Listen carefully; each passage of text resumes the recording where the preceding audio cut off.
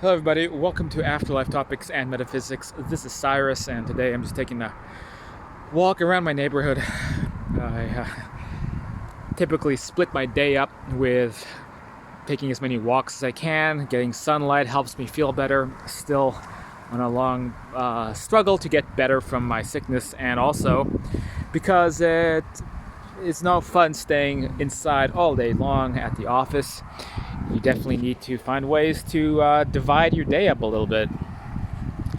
That said, I want to talk about an extremely important skill, and that skill is the ability to disconnect from events happening around you in the world. If you don't have this skill, then you're basically going to be a marionette doll being jerked around and yanked all the time by things that you have no control over. And this is an extremely stressful way to live. And I truly think it's a spiritual skill to be able to disconnect from that. And obviously, I think that's extremely important at this moment, given things happening in American politics. Things that I will not go into or talk about, but I suspect that as the days continue here in November 2020, things are only going to get worse, and things will also only get worse regardless of who is elected as president. It's only going to get more and more stressful and more crazy. So hopefully this video will be of some benefit to you. You are watching Afterlife Topics, where we usually talk about spiritual topics. Sometimes we talk about inspirational things, but usually life after death, astral projection, stuff like that.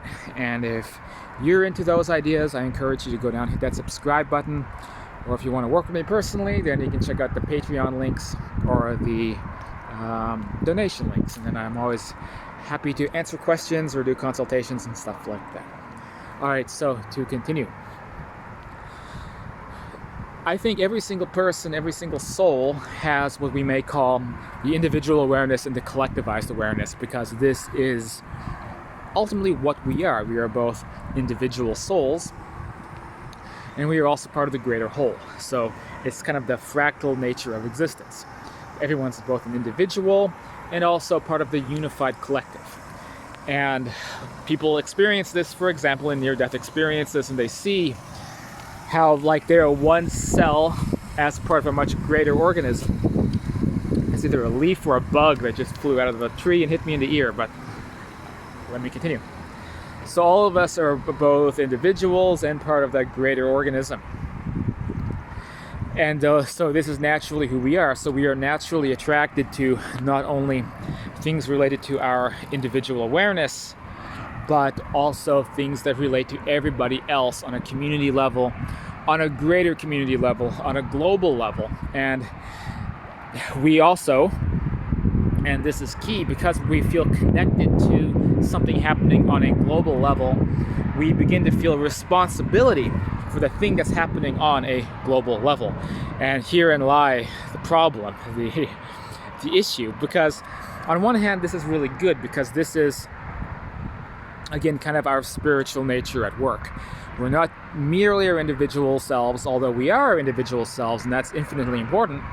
It's also infinitely important that we are part of this greater collective. Which way do I want to go? Guess I'll walk this way toward the park. So we are also a part of the greater collective. And in many situations, this brings us closer to like a higher, more spiritual state of consciousness. Because we get to feel ourselves, feeling extremely significant, because we are part of everything. We are it makes us feel like a higher dimensional being, I guess. But it backfires. And it backfires because in a very screwed up collective, you may not always want to be aware of what is happening on that collective level.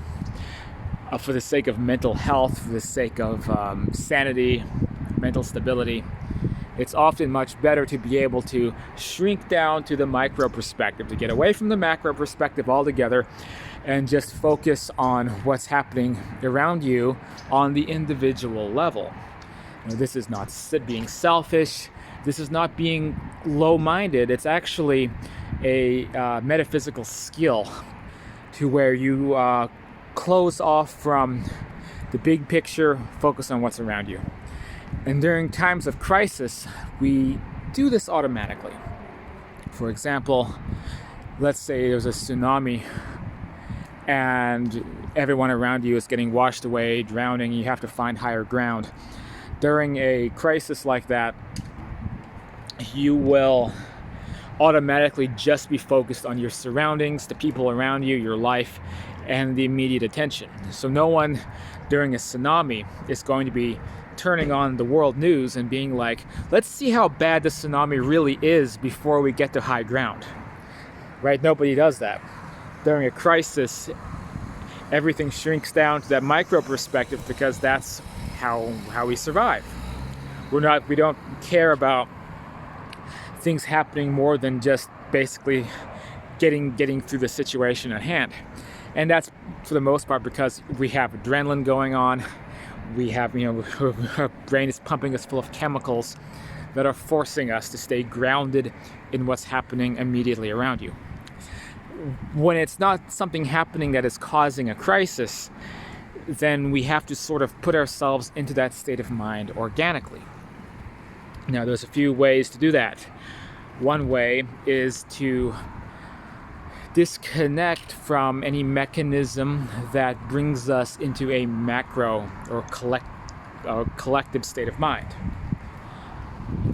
And obviously what I mean here is social media and news. So if you feel like you're being impacted very negatively by global events and things happening, then you need to take a walk in a park, look around the sights and sounds, and then stay grounded.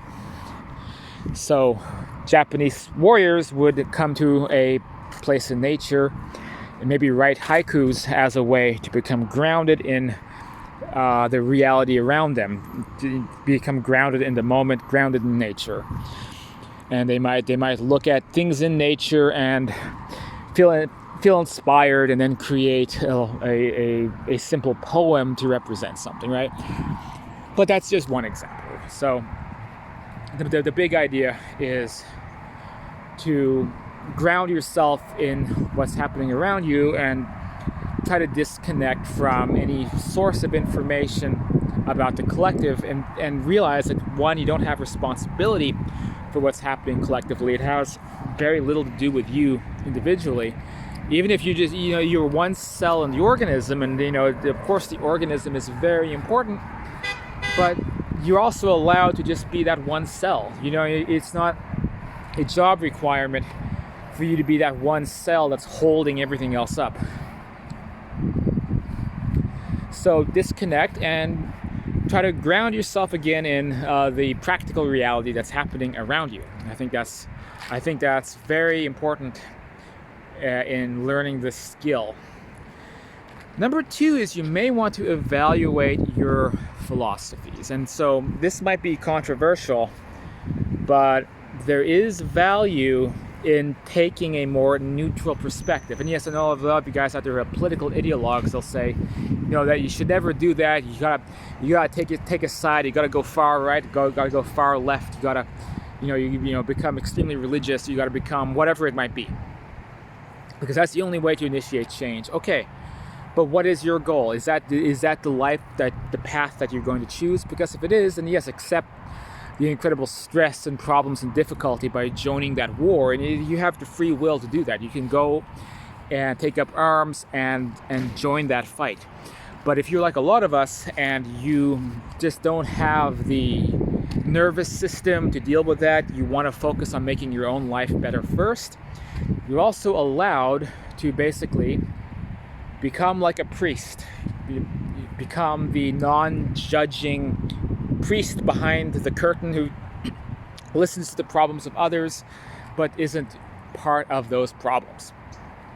Where you see all the chaos happening around you, and your role isn't to be adding to that chaos. Your role is just to trail behind the chaos, pick up some of the pieces, help people where and whenever you can, and keep your own life solid, strong, and happy. So that's I think a perfectly acceptable position, and part of that may involve taking a step back if you have extreme positions on things on a political level, where you wake up and you think, I can't believe this is happening, I can't believe those people are doing this or these people are doing that. Now, I'm not saying don't vote or anything like that.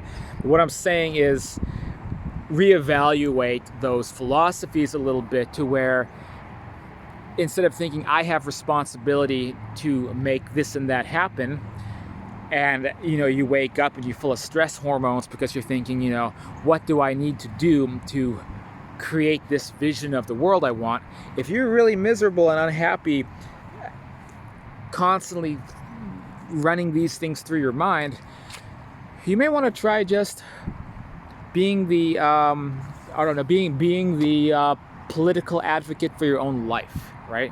So instead of being the political advocate for the entire world, step back and change the responsibility to creating new policies and social revolution and social change just in your life or in your household, and just try doing that for a little while before you go back into the global perspective again, right? So, okay, maybe you can get to a point where you can go back into the political activism and go back into the fight and rejoin the war, I guess. Put your armor back on, grab your sword and shield, and go back into all of that. But wouldn't it be more efficient to do that after you get your own life in order, and after you feel happy, you feel inspired, and you feel like your own life is intact and has all its pieces together? Probably so. Because you're not going to accomplish anything in your personal life or for your crazy political goals if you are unhappy and full of fear and anxiety and all of that. So take a step back, focus on your own life, replace your political conquests with conquests relevant to you. For example, I want to install solar panels in my house, and I want to go camping, and I want to connect, improve my relationships with some of the family members I haven't spoken to in a while, and I want to maybe improve my community a little bit. Maybe I want to volunteer and, pull weeds out of the park. Things like that. It's about going to the micro perspective, making that as important or more important than the macro perspective, so that you can have a more balanced and fulfilling life. So finally, what steps will I make right now?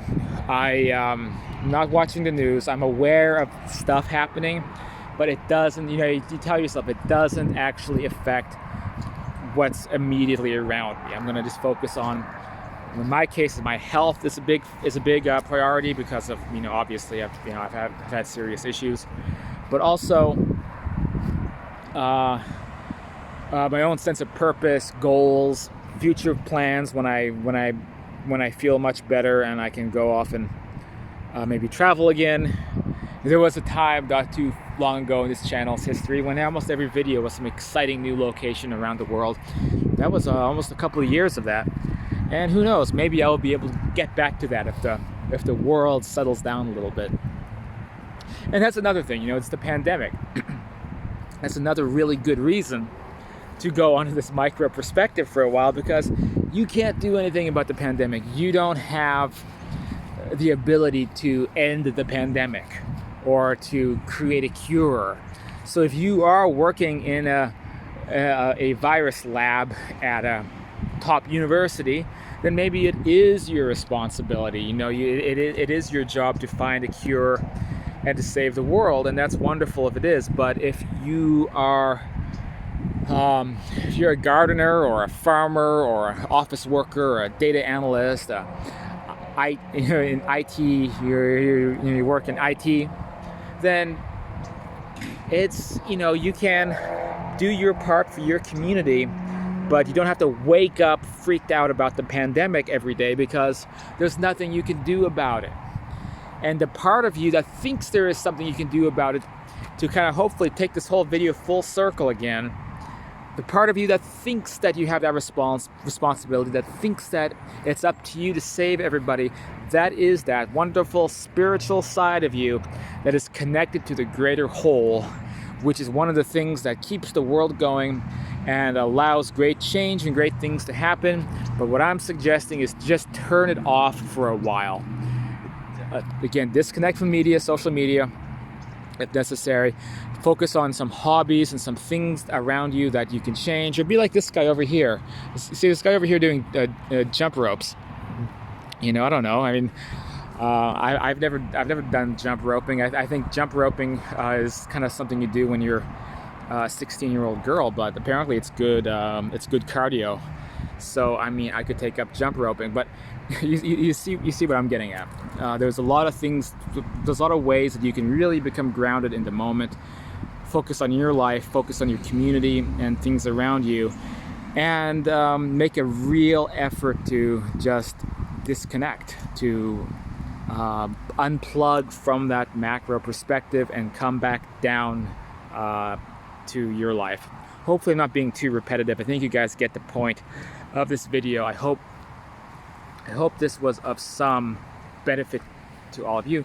Please go down in the comments, let me know what you thought of these ideas, if it was of some benefit to you, if it was, if it wasn't. I'm always happy to hear from you. And if you want to get involved, then feel free to join Afterlife Topics Metaphysics on Facebook, or shoot me an email, or pick up a book like Understanding Life After Death, or The Afterlife and Beyond, where we talk about the objective evidence and what really happens when you die, which I think is important to anybody who happens to have a meat suit on this particular plane of existence, that on the endless journey we happen to find ourselves on. Thanks for watching, and stay safe out there, and I'll catch you guys on the next video.